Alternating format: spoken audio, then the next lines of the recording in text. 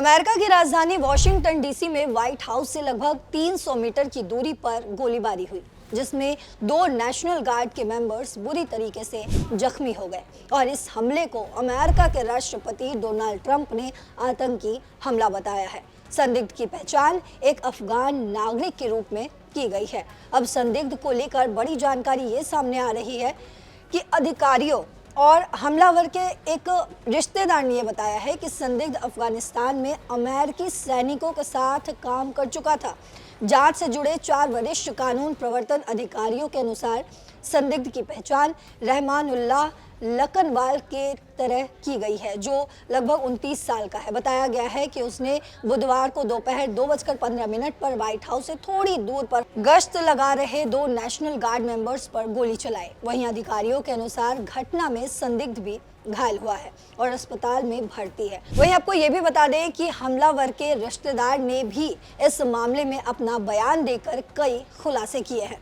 दरअसल अमेरिका के TV broadcast NBC news की एक रिपोर्ट के मुताबिक लकनवाल के एक रिश्तेदार ने यह बताया है कि वो सितंबर 2021 में अमेरिका आया था। इससे पहले उसने 10 सालों तक अफगान सेना में अमेरिकी स्पेशल फोर्सेस के साथ अपनी सर्विस भी दी थी। रिश्तेदार के हिसाब से लकनवाल कुछ समय कंधार बेस पर तैनात भी था। जिस रिश्तेदार ने लकनवाल के बारे में बताया है वो भी अमेरिकी सेना में उसके साथ काम कर चुका है। और साथ ही रिश्तेदार ने यह भी बताया और कहा कि अफगानिस्तान में तालिबान हमें निशाना बनाते थे, मुझे यकीन नहीं होता कि वो ऐसा कैसे कर सकता है। वहीं फॉक्स न्यूज की एक रिपोर्ट के अनुसार ये बताया जा रहा है कि अफगान नागरिक ने CIA यानी कि सेंट्रल इंटेलिजेंस एजेंसी के साथ काम किया है। जॉन रैटक्लिफ ने कहा है कि अफगानिस्तान से बाइडेन प्रशासन की वापसी के बाद प्रशासन ने सितंबर 2021 में आरोपी को अमेरिका लाने को सही ठहराया था। प्रशासन का कहना था कि उसने अमेरिकी सरकार, जिसमें CIA भी शामिल है, उसके साथ कंधार में एक सहयोगी बल यानी कि पार्टनर फोर्स के रूप में काम किया था। उन्होंने आगे कहा, इस व्यक्ति और ऐसे कई अन्य लोगों को कभी भी यहाँ आने की अनुमति नहीं दी जानी चाहिए थी।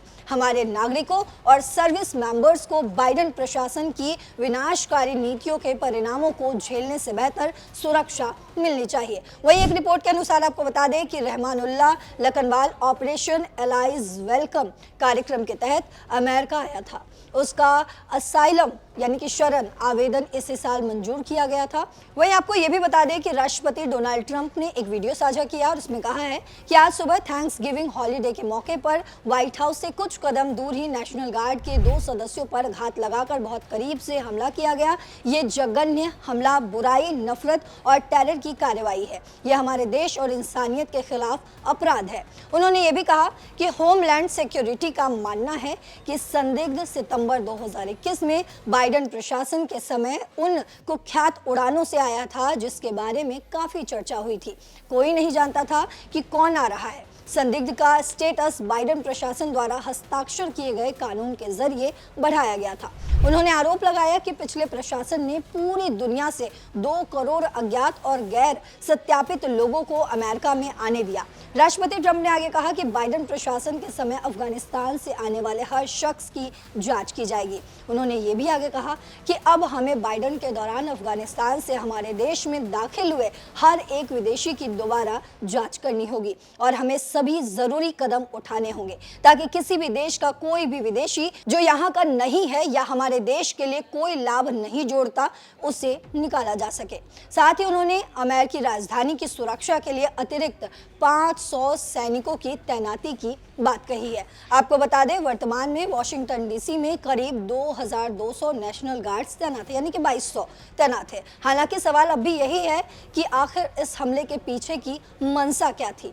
आपको क्या लगता है, क्या मंशा रही होगी? आपको जो भी लगता हो कमेंट बॉक्स में जरूर बताते जाइएगा।